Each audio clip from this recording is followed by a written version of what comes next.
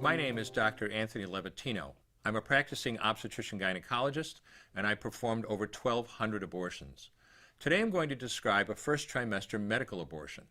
This is a procedure in which the mother swallows pills in order to terminate her baby, and it is performed up to the 10th week of pregnancy.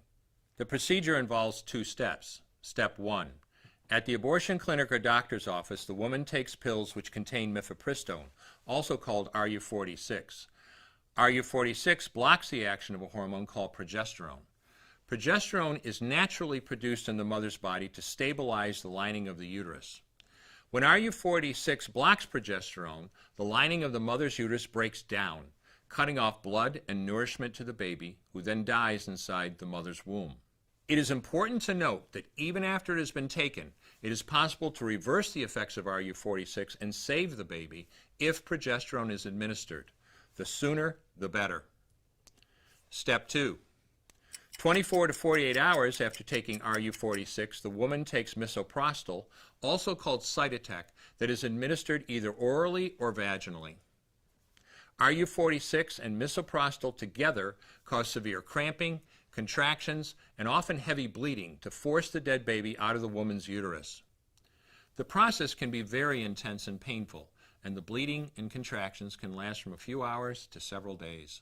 While she could lose her baby any time and anywhere during this process, the woman will often sit on a toilet as she prepares to expel the child, which she will then flush. She may even see her dead baby within the pregnancy sac. At 9 weeks, for example, the baby will be almost an inch long, and if she looks carefully, she might be able to count the fingers and toes. After she has disposed of her baby, the woman may have bleeding and spotting for several weeks.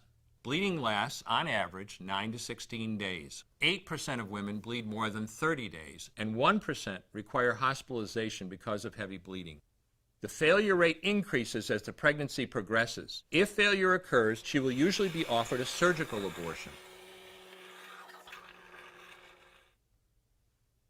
For the mother, medical abortion often causes abdominal pain, nausea, vomiting, diarrhea, headache, and heavy bleeding.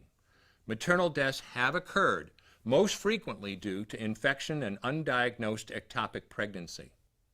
As I mentioned at the beginning, I'm Dr. Anthony Levatino, and in the early part of my career as an OBGYN, I performed over 1,200 abortions.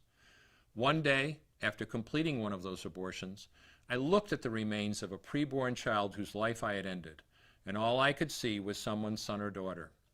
I came to realize that killing a baby at any stage of pregnancy for any reason is wrong. I want you to know today, no matter where you're at or what you've done, you can change. Make a decision today to protect the preborn. Thank you for your time. I will no longer do any more abortions. When you finally figure out that killing a baby that big for money is wrong, that it doesn't take you too long to figure out it doesn't matter if the baby is this big or this big or this big or maybe even this big, it's all the same. And I haven't done any since then, and I never will.